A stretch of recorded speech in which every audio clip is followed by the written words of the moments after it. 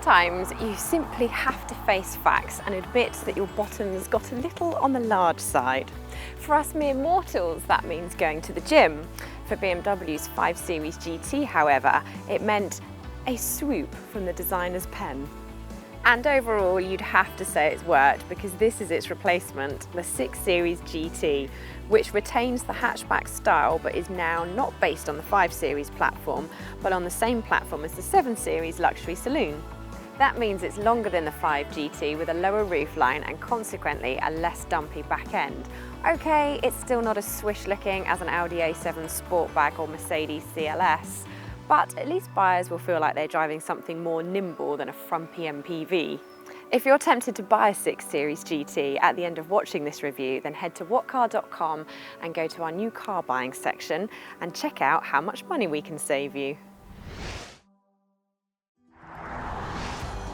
Although you can have one of 2 petrol engines fitted to your 6 Series GT, it's this straight 6 3-litre diesel that is set to be the most popular choice. It's brisk, lighter on fuel and better on CO2 emissions. It pulls well from low revs and is one of the quietest, smoothest diesels in its class. It is right up there with the Audi A7 3-litre V6, and it is only beaten by Mercedes 2.9-litre diesel. The 630D may be fast, but it's no sports car when it comes to handling. Even though the 6 Series GT has been put on a diet, it still feels heavy in corners and doesn't grip the tarmac as well as a 5 Series, or its main rivals for that matter.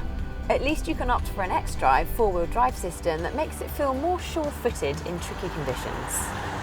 But allied to steering that doesn't have as good feel as we would like, and the overall impression is that the A7 Sportback and Mercedes CLS do feel more agile. If comfort is your priority, then the 6 GT should be on your wish list. The air suspension comes as standard and it irons out lumps and bumps in the road around town and at motorway speeds, making this car a great long-distance cruiser. Although BMW has reduced the height of the 6 Series GT rear end, it's kept the seats the same height, which means that you get a great visibility out the front and the sides. They're also very soft and comfortable, but you could do with a little bit more lateral support, especially if you like to drive fairly briskly. For higher mileage users, you may want to spec the adjustable lumbar support. That's a shame that it doesn't come as standard.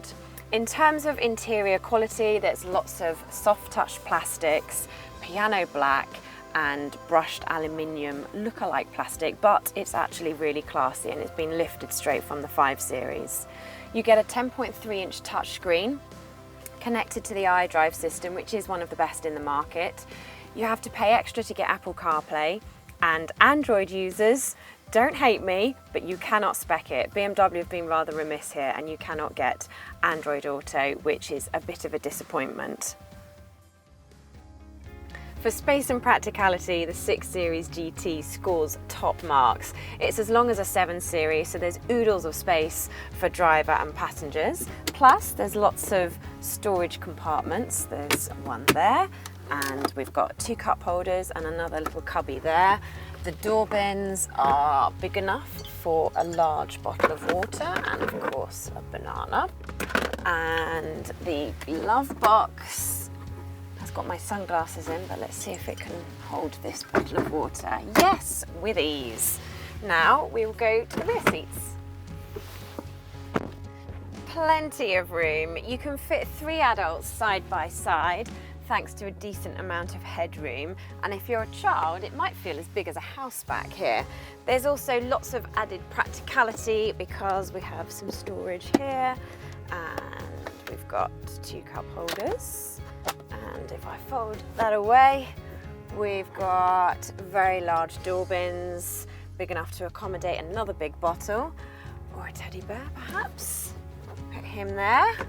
And if you just excuse me, I'm going to watch a film about BMW racing cars. No, I'm not. I've got a video review to do, and I'd like to show you the space in the boot. The boot is bigger than both the A7 Sportback and Mercedes CLS, but it is quite shallow, so the BMW 5 Series Touring is more practical here. Although the 6 Series GT is a big step up in price from a 5 Series Touring or Saloon, it is more affordable to buy than both the A7 Sportback and the Mercedes CLS.